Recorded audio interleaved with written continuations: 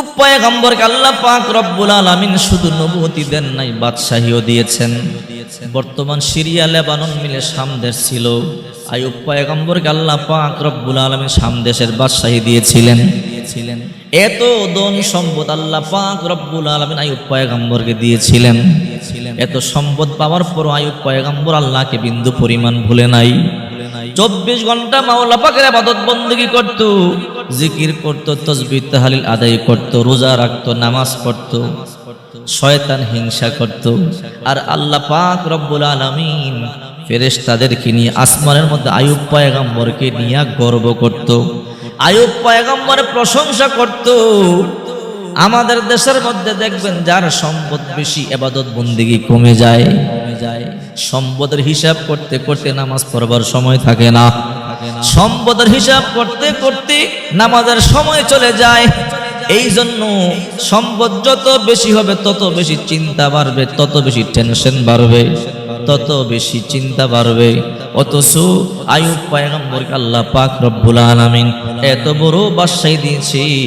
এত বড় বাদশাহ হওয়ার পর আল্লাহর ইবাদত বندگی বিন্দু পরিমাণ ছাড়ে নাই। ইবাদত বندگিতে শুধু 24 ঘন্টা লেগে থাকতো। আল্লাহ তাআলা প্রশংসা করে, ও ফেরেশতারা দেখো আমার আইয়ুব কত ভালো। তোমরা বলেছিলে আদম সন্তান বানায়ও না, দেখো আমার আইয়ুবকে আমি বানাইলাম। আমার আইয়ুবতে একটা আদম সন্তান। দুনিয়াতে যাইয়া আমার আইয়ুব কত ইবাদত বندگی করে। আমি তারে বাদশাহী দিয়েছি, তারপরও সে আমার বিন্দু পরিমাণ ভুলে না। শয়তান বলে, আল্লাহ আইয়ুব পয়গম্বর ইবাদত বندگی কেন করে জানেননি? আল্লাহ কয় কেন? শয়তান বলে, আল্লাহ আইয়ুবের এত সম্পদ দিয়েছেন, টেনশন নাই, চিন্তা নাই, এই জন্য আইয়ুব পয়গম্বর এত বেশি বেশি ইবাদত বندگی করে।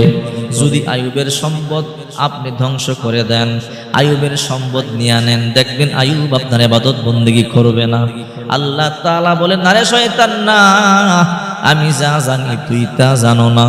আমার আইয়ুব আমার এত প্রিয় একজন বান্দা। আমার আইয়ুব আমার এত মহব্বত করে, আমার এত ভালোবাসে। যদি আমি আমার আইয়ুবকে সম্পদ নাও দেই, আমার আইয়ুবকে যদি আমি রাস্তার ফকিরও বানাই, যদি আমার আইয়ুবকে আমি ভিক্ষুকও বানাই, এরপরও আমার আইয়ুব আমার বিন্দু পরিমাণ ভুলবে না। শয়তান কয়, না আল্লাহ আপনি পরীক্ষা করে দেখেন, আইয়ুবকে আপনি গরিব বানান, ফকির বানান, দেখবেন আইয়ুব আপনাকে ভুলে যাবে। আল্লাহ কয় না। শয়তান কয়, আল্লাহ আমারে আপনি হুকুম করেন, ও আল্লাহ আপনি আমারে ক্ষমতা দেন, আমি আইয়ুবকে পরীক্ষা করি। আল্লাহ তাআলা বলে, কি ক্ষমতা চাও? আল্লাহ আপনি আমারে ক্ষমতা দেন, আমি বাতাস দিয়ে আইয়ুব পয়গম্বরের সব সম্পদ ধ্বংস করে ফেলবো। দেখবেন আইয়ুব পয়গম্বর আপনারে ভুলে যাবে। আল্লাহ তাআলা বলে, যা ক্ষমতা দিয়ে দিলাম পরীক্ষা কর, তবে আমি আগে রেজাল্ট দিয়া দেই, আমার আইয়ুব আমার বিন্দু পরিমাণ ভুলবে না, বরং ইবাদত বندگی আরো বাড়ায়া দিবে। শয়তান কয়, ঠিক আছে আল্লাহ পরীক্ষা শুরু। আল্লাহ কয়, ঠিক আছে পরীক্ষা শুরু। আইয়ুব পয়গম্বর বাদশাহ, আইয়ুব পয়গম্বর সিংহাসনের মধ্যে বসে আছেন। আইয়ুব পয়গম্বরের মাঠ ভর্তি ধান ছিল, মাঠ ভর্তি গম ছিল, মাঠ ভর্তি শস্য ছিল, গোলা ভর্তি ধান ছিল। আইয়ুব পয়গম্বর খাদ্যের গোদামের মধ্যে খাদ্যের অভাব নাই। আইয়ুব পয়গম্বরের বিশাল বড় উটের পাল ছিল, বিশাল বড় দুম্বার পাল ছিল, বিশাল বড় বকরির পাল ছিল। হঠাৎ করে বকরি রাখাল দৌড়াইয়া এসে বলো, আইয়ুব পয়গম্বর দুঃসংবাদ। কি দুঃসংবাদ? আমি বকরিগুলো ছাড়িয়া আমি বকরি রাখতেছিলাম, হঠাৎ একটা বাতাস আসলো, আগুন লাইগা গেল। আগুন লাইগা সব বকরি মুহূর্তের মধ্যে পুড়িয়া ছাই হয়ে গেল। ও দাউদ পয়গম্বর বুঝতে পারলাম না এ কেমন বাতাস, এই বাতাসের মাধ্যমে আগুন লাইগা সব বকরি পুড়িয়া গেছে।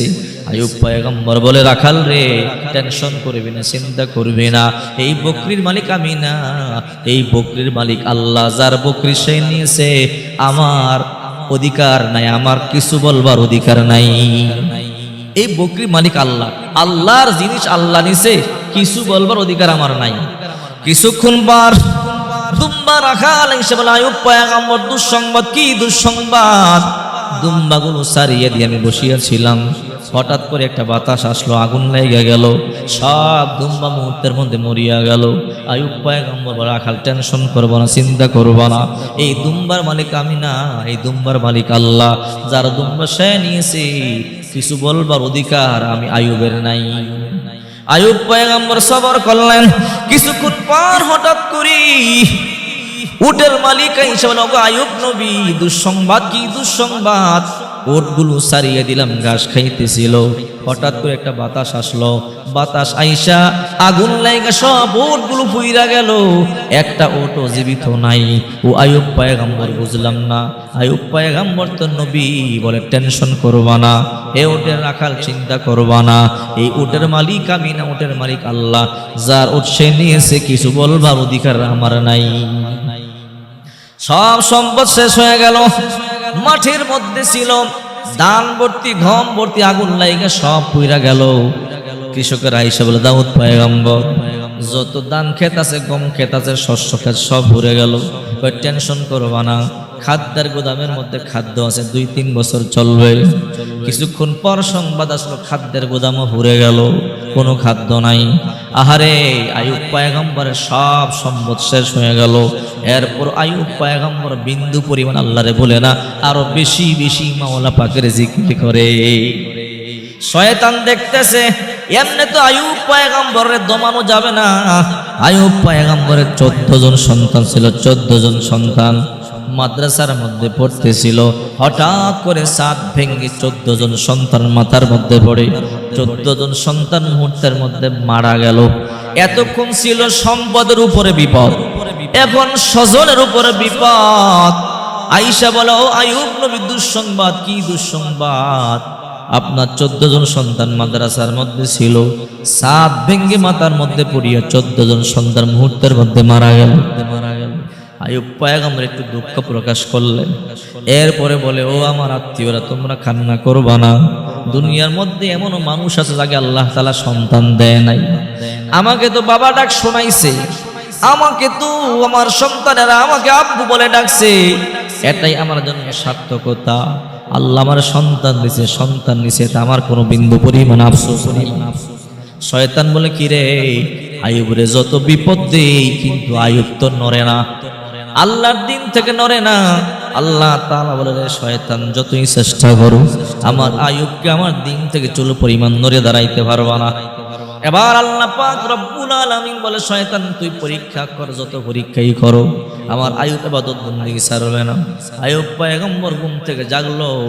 আগে ছিল সম্পদ সব ধ্বংস, এরপরে সন্তানদেরকে মেরে ফেললো, এখন নিজের দেহের মধ্যে শুরু হয়ে গেল। আইয়ুব পয়গম্বর ঘুম থেকে জাগলেন, ডান হাতের শাহাদাত আঙ্গুলের মাথার মধ্যে একটা ফোড়া উঠলো, ফোড়া, ওখান থেকে পচন শুরু হয়ে গেল, পুরো দেহ পচে গেল, পোকামাকড় দেহের মধ্যে বিল বিল বিল বিল করে দুর্গন্ধ। এলাকার লোকেরা বলে, হে আইয়ুবের বিবি রহিমা, আইয়ুবকে এলাকা থেকে বের করে দাও, নতুবা এই আইয়ুবের যে রোগ হয়েছে, আমাদেরও এই রোগ আসতে পারে, এই রোগ ছোঁয়াচে রোগ হইতে পারে। আহারে, আইয়ুব পয়গম্বরের 4 জন বিবি ছিল, 3 জন বিবি চলে গেল। আয়েশা বলো, আইয়ুব নবী, আপনি নিজেই চলতে পারেন না, আমাদেরকে কেমনে চালাবেন? আইয়ুব গো, আমরা আপনার সংসার করব না, আপনি তালাক দিয়ে দেন। আইয়ুব পয়গম্বর বলে, যাও যাও, তোমরা চলে যাও। 3 জন বিবি চলে গেল। একজন বিবি রহিমা যায় না। আইয়ুব পয়গম্বর বলে, রে রহিমা, আমার 3 জন বিবি চলে গেল, তুমিও চলে যাও। রহিমা চোখের পানিগুলো সারিয়ে বলে, ও আইয়ুব পয়গম্বর, আপনার 3 জন বিবি চলে গেল, আমি চলে যাব না। ও আইয়ুব নবী, আমি আমার জীবন দিয়ে হলো আপনার খেদমত করব, আপনার খেদমত করতে করতে প্রয়োজনে জীবন বিলায় দিব, এরপরও আপনাকে আমি সারিয়ে কোনোদিন যাব না। জাতের মাইয়া যাদেরকে বলে, এদেরকে বলে জাতের মাইয়া। স্বামীর যত বিপদই হয়, বিপদের সময় স্ত্রীর স্বামীকে রাইখা চলে যায় না। আর কিছু কিছু মাইয়া আছে, স্বামীর একটু বিপদ হইলেই স্বামীকে রাইখা চলে যায়। এবার আইয়ুব পয়গম্বর মাথা থেকে পা পর্যন্ত পোকায় ধরছে, পোকা, দুর্গন্ধ। এলাকার লোকেরা বলে, রহিমা, তোমার স্বামীকে তাড়াতাড়ি এলাকা থেকে নিয়ে যাও, নতুবা এই রোগ আমাদের মধ্যে আসতে পারে। রহিমা চোখের পানিগুলো সারিয়া কান্দে। আইয়ুব পয়গম্বর বলে, রহিমা রে, আল্লাহ আমার কি পরীক্ষায় ফেলাইল। আমি ছিলাম সিরিয়া শামের বাদশা অর্থের অভাব ছিল না, সন্তানদের অভাব ছিল না, ক্ষমতার অভাব ছিল না। আর এখন আমি রাস্তার ফকির হয়ে গেলাম। রহিমা রে, তোমারও বরণ পোষণ দিতে পারি না। রহিমাকে, ও স্বামী আমার, আপনি কান্না করবেন না। একটা চাদর বিছাইয়া দিছে, চাদরটার মধ্যে আইয়ুব পয়গম্বরকে শোয়াইয়া রহিমা পিঠের মধ্যে কুরিয়া কুরিয়া স্বামীরে নিয়ে যায়। অনেক দূরে একটা এলাকার মধ্যে নিয়ে গেল। শয়তান বসে না ওই এলাকার মধ্যেই গিয়া শয়তান এলাকার লোকদেরকে গিয়া কুমন্ত্রণা দেয়। এলাকার লোকেরা, এই যে লোকটা তোমাদের এলাকার মধ্যে আছে তার নাম আইয়ুব, তার আবার অমুক দেশে তার যে রোগ, ক্যান্সার রোগ, এই রোগ তোমাদের মধ্যেও আসতে পারে। তোমাদের এই এলাকা থেকে তারা বের করে দাও। তার নিজের এলাকা থেকে তারা বের করে দিছে। ওই এলাকার লোকেরা তখন রহিমারে বলো, রহিমা, তোমার স্বামীকে নিজের এলাকা থেকে বের করে দিছে, আমাদের এলাকার মধ্যে থাকতে দিব না, তারে নিয়ে যাও অন্য কোথাও। আইয়ুব পয়গম্বর চোখের পানিগুলো সারিয়া কান্দে, রহিমাও কান্দে। রহিম ওই এলাকার মধ্যে স্বামীকে রাখতে পারলো না, চাদরের মধ্যে স্বামীকে শোয়াইয়া জঙ্গলার মধ্যে চলে যায়। জঙ্গলার মধ্যে গিয়া একটা ছোট্ট ঝুপড়ি বানাইয়া আইয়ুব পয়গম্বরকে ঝুপড়ির মধ্যে রাইখা বলে, ও স্বামী আমার, আপনি ঝুপড়ির মধ্যে থাকেন। আজকে কতদিন হয় আমি আপনার খাবার দিতে পারি না, আমাদের কাছে টাকা নাই, পয়সা নাই, খাবার কিনবো কেমনে? আপনি এখানে অপেক্ষা করেন, আমি কাজের সন্ধানে যাই, আমি কাজ পাইলে কাজ করি আপনার জন্য রুটি নিয়ে আসবো। রহিমা কাজের সন্ধানে চলে গেল। যে বাড়িতে রহিমা কাজ করতে যাবে ওই বাড়িতে গিয়ে শয়তান ধোঁকা দেয়। ও মহিলারা, এই রহিমারে কাজ দিব না বলে, কেন দিব না? রহিমার স্বামীর পুরো দেহের মধ্যে পছন্দ ধরেছে, এই হাত দিয়া পুষগুলো ফোসে, এই হাত দিয়া পোকা সরায়। যদি তোমাদের এই হাত দিয়া থালা বাসন প্লেট ধোয়, তোমাদের খাবার বানায়, তোমাদের ঘরে কাজ করে, তোমাদের এই রোগ আসতে পারে। এই জন্য রহিমারে কেউ কাজ দেয় না। রহিমা চোখের পানিগুলো সারিয়া কান্দে, আল্লাহ, আমি আমার স্বামীরে কেমনে বাঁচাবো? আমি আমার স্বামীর জন্য কেমনে খাবার নিয়ে যাব? হঠাৎ করে শয়তান একটা ধোঁকা দিয়ে দিল। বাড়ির যে ম্যাডাম আছে, মালিক আছে, ও মহিলাকে, রহিমা, তোমার কাজ দিব না তো একটা কাজ করো। বলে, কি কাজ? তোমার মাথার মধ্যে যে চুলগুলো আছে, চুলগুলো আমার বড় পছন্দ। রহিমা, তোমার চুলগুলো আমার কাছে বিক্রি করবা কিনা বলো। রহিমার চুলগুলো অনেক সুন্দর ছিল। ওই জামানার মধ্যে চুল বিক্রি জায়েজ ছিল, কিন্তু বর্তমান জামানার মধ্যে চুল বিক্রি জায়েজ নাই। এখন দেখবেন গ্রামে কিছু লোক আসে, মহিলাদের মাথার চুল কিনে বেলুন দিয়া, পুতুল দিয়া, কত কিছু দিয়া এই চুল বিক্রি করা এখনকার শরীয়তে হারাম, বিক্রি করতে পারবেন না। আগের শরীয়তে জায়েজ ছিল, এখনকার শরীয়তে চুল বিক্রি করা হারাম। ওই মহিলা রহিমা চুলগুলো দেখে পছন্দ কইরা বলে, রহিমা রে, তোমার চুলগুলো আমার কাছে বিক্রি করবা কিনা বলো। রহিমা তখন চিন্তা করলো, কি করব? স্বামীরে খাবার না দিতে পারলে স্বামী তো মারা যাবে। রহিমা চুলগুলো বিক্রি করিয়া দিল, টাকা নিয়ে ওই টাকা দিয়ে রুটি কিনে বাড়িতে ওই জঙ্গলার মধ্যে রওনা দিল। শয়তানকে আইয়ুব নবীর ধোঁকা দেয়, ও আইয়ুব, তুমি একজন নবী, নবী হইয়া হারাম খাবার কেমনে খাও? বলে, হারাম কই খাইলাম? বলে, তোমার বিবি রহিমা চুরি করতে গিয়ে ধরা খাইছে, এই জন্য তোমার বিবি চুরি করতে গিয়ে ধরা খাইছে। চুরি করিয়া তোমার বিবি খাওন আনুই, খাওন কেমনে খাইবা? এবার আইয়ুব পয়গম্বর বলে, আমার বিবি যে চুরি করছে কি প্রমাণ আছে? বলে, দেখবা তোমার বিবির মাথার মধ্যে চুল নাই, তোমার বিবির মাথার চুলগুলো কাইটা দিছে, চুরি করে ধরা খাইছে। কয়, তাই নাকি? বলে, হ্যাঁ, ঠিক আছে। আইয়ুব নবী বড় রাগ করেছে। রহিমা হাঁটি হাঁটি পা পা করে জঙ্গলার মধ্যে প্রবেশ করলো। আইয়ুব পয়গম্বর রাগে ফুলে আছে। রহিমা আইয়ুব পয়গম্বরের কাছে গিয়া বলে, ও আইয়ুব নবী, আল্লাহ নবী, কয়দিন ধরে আপনার খাবার দিতে পারি না, এই রুটিটা আপনি খান।